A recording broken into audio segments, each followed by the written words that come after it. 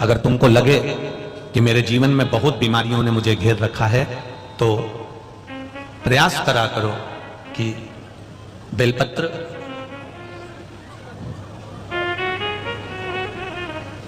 जो ये बेलपत्र होती है, इस बेलपत्र की जो ये डंडी होती है, इस बेलपत्र को अशोक सुंदरी वाली जो जगह होती है वहां पर इसका चढ़ाकर डंडी का जो भाग है वो शिवलिंग की ओर हो जाता है और यहीं से जल चढ़ाते चढ़ाते चढ़ाते चढ़ाते अशोक सुंदरी से जल चढ़ाते चढ़ाते ओमकार जैसा, ओमकार जब हम अशोक सुंदरी से चालू करेंगे तो वो जल पहले गणेश जी के पास जाएगा, फिर वापिस अशोक सुंदरी के पास आएगा, अशोक सुंदरी से कार्तिकेय के पास जाएगा, कार्तिकेय से महादेव के पास जाएगा। ऐसा ओमकार जैसा जल जब तुम्हें लगे कि बीमारी बहुत घेर रखी है और बहुत बीमारी ने घेर लिया, कोई किडनी, कोई लीवर, कोई बहुत शरीर में कष्ट, कोई रोग बीमारी, या कहीं तुमको ऐसा लग रहा है कि मेरा गर्भ 20 साल हो गए, 22 साल हो गए, संतान नहीं, तब भी इस प्रयोग को जरूर करिएगा। डंडी का मुख शिवलिंग की ओर, पत्ती का मुख अशोक सुंदरी की ओर, जल चढ़ाते समय अशोक सुंदरी से धार चालू कर गणेश जी पर, गणेश जी मालूम है ना सबको कहां गणेश जी होते हैं, कहां कार्तिकेय होते हैं, एक बार समझ लो उसको भी अच्छे से।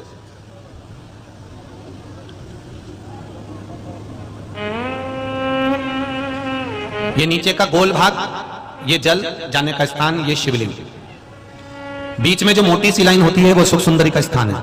शंकर जी के राइट में जहां से पानी नीचे गिरता है उसके कोने पर गणेश जी का स्थान, इधर कार्तिकेय का स्थान, ये शिवलिंग, ये जो गोल भाग है ये माता पार्वती जी का हस्त कमल है। ऊपर से जो बूंद बूंद जल कलश में से गिरता है वो शंकर भगवान की 5 लड़कियां, जया, विषहरा, शामरीवारी, दौतली और देव, ये शिव जी की 5 लड़कियां ऊपर से जल की बूंद गिराती हैं। हम जब भी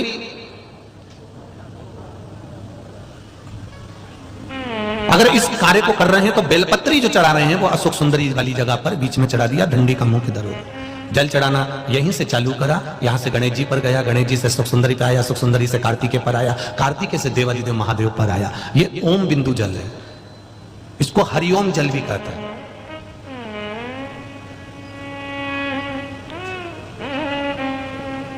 उज्जैन महाकाल में भगवान शंकर को सुबेरे सुबेरे सबसे पहला जो जल चढ़ता है वो हरिओम जल चढ़ता है। आप कभी भी उज्जैन वालों से जाकर पूछना,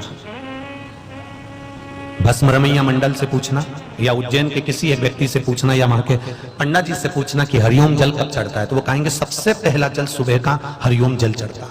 इसको हरिओम जल भी कहते हैं। ये रोग निवारण के लिए, कार्य सिद्धि के लिए होता है। कभी कभी आप किसी कंपटीशन एग्जाम में बैठ रहे हैं, किसी परीक्षा को देने के लिए जा रहे हैं, तब भी हरिओम जल का प्रयोग कर सकते हैं। उस जल की एक बहुत सुंदर पत्र यहां आया है।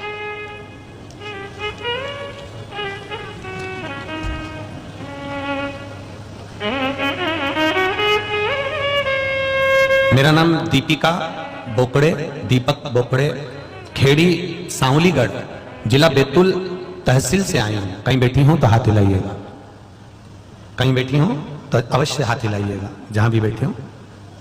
एक तो भीड़ बहुत ज्यादा है दादा, इतने भक्तों में देखना भी भारी है। दिख गई क्या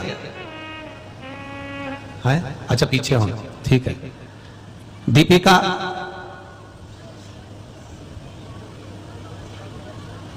जय हो जय हो जय हो, आ गई आवाज, आ गई। राम हर हर महादेव। दीपिका जी बोकड़े, दीपक बोकड़े, खेड़ी सांवलीगढ़, जिला बैतूल, तहसील बैतूल से हूं। गुरुजी क्या बखान करूं भगवान शंकर पर जल चढ़ाने का। 7 वर्ष तक कोई औलाद नहीं थी गुरुजी, संतान की प्राप्ति नहीं हो रही थी, सब अपशब्द भी कहना चालू कर दिए थे। खूब इलाज 1 साल से कराया पर आराम नहीं लगा। गर्भाशय में, बच्चेदानी में एक गांठ भी हो गई थी जिसका ऑपरेशन भी कराया पर संतान का सुख नहीं आया। जब आखिरी में फिर हम बात की जांच कराने गए तो डॉक्टर ने कह दिया तुमको संतान नहीं होगी। टेस्ट भी करवाया, संतान नहीं हुई। तब हमने, मेरे पिताजी रोज आपकी कथा टीवी पर सुनते हैं तो उन्होंने कथा सुनी और मुझे बताया। मैंने कथा सुनना प्रारंभ करा। सफेद आंकड़ा की जड़ मिलने में देरी हो रही थी पर शिवजी को जल चढ़ाकर मैंने पानी पीना चालू कर दिया। शंकर भगवान का स्मरण करा, पशुपतिनाथ व्रत प्रारंभ कर दिया और बाबा की कृपा से मेरे घर में 7 वर्ष तक जब संतान नहीं हुई और डॉक्टरों ने भी हाथ ऊंचे कर दिए, टेस्ट बेबी से भी कोई लाभ नहीं हुआ, तब बाबा ने मुझे 7 वर्ष के बाद एक बेटी का जन्म मेरे घर में करा दिया। ये शिव सत्य। ये शंकर, ये ओघड़ी, ये दयालु। बेटी का फोटो भी उन्होंने लगाया। बेटी है श्री शिवाय नमस्ते। हम शिव को जो जल चढ़ा रहे हैं, मेरे ओघड़दानी को, मेरे बाबा को जो जल समर्पित कर रहे हैं, उस जल का महत्व क्या है, उस जल का आनंद क्या है, उस जल का सुख क्या है।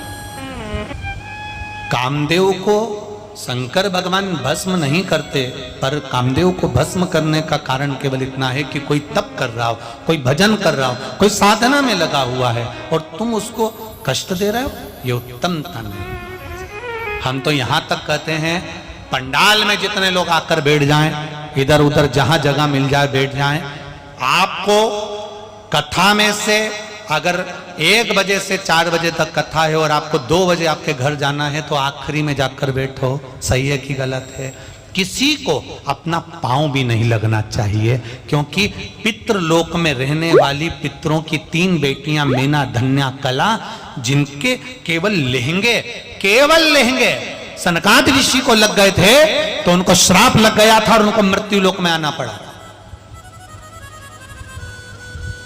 आप कर्पूर गौरम कर्णावतारम अक्षतम कैश्वम आखिरी तक अगर बैठे हुए हो, आरती तक बैठे हुए हो, तो आप आगे जाकर बैठो, पर अपने द्वारा किसी को कष्ट ना हो, इसका स्मरण। भगवान शंकर और कामदेव की कथा करेंगे। कामदेव, तुझे मैंने इसलिए भस्म करा क्योंकि कोई तप करे, साधना करे, व्रत करे, उपास करे, तो उसको तू कष्ट ना देना। उसके बाद कामदेव ने किसी को कष्ट नहीं दिया। एक बार डांट लग जाए, एक बार फटकार लग जाए, तो सुधर जाता। आपको जल्दी जाना है, पीछे बैठो। आपको अगर पूरी सुनना है, तो मैं तो 3 घंटा राजा जनक जी जैसे कथा सुनते थे। जनक के महल में भी आग लग गई तो जनक नहीं उठे। उनने कहा महल मेरे भगवान का है तो संभालेगा वो, अब मैं उठकर कर भी क्या लूंगा।